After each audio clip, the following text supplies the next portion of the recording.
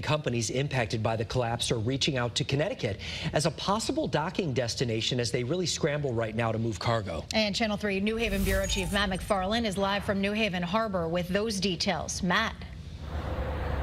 Well, Aaron and Mark, no one knows just for how long access will be restricted to Baltimore's port for what surely is going to be a lengthy investigation. But the Connecticut Port Authority says it's already getting a number of phone calls. And they say while they haven't had any ships rerouted up here just yet, there's a very good chance that it will happen. And the likely destination would be New Haven's Gateway Terminal right across the water.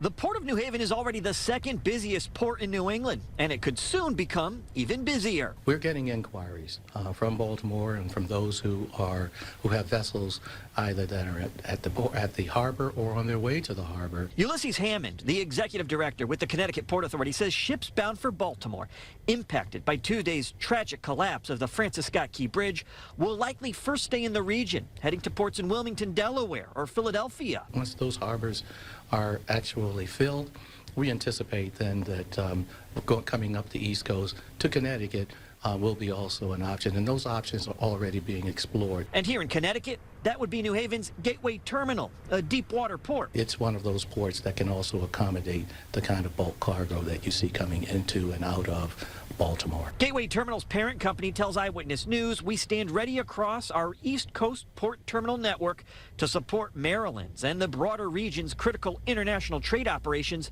during this challenging time. We don't know also how long the investigations are going to take place. We don't know how long the shutting down of several sections of that harbor will take place. But Hammond says Connecticut expects to play a role as shipping companies look for places to dock and get their goods ashore. So options right now are being explored, and they're being explored by the shipping agencies and also any vessel that is now scheduled, if you will, for Baltimore as a destination.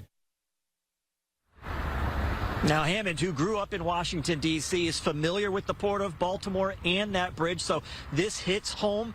But he adds his thoughts and prayers are with those impacted by this tragedy. We're live with the mobile newsroom in New Haven. Matt McFarland, Channel 3 Eyewitness News. Matt.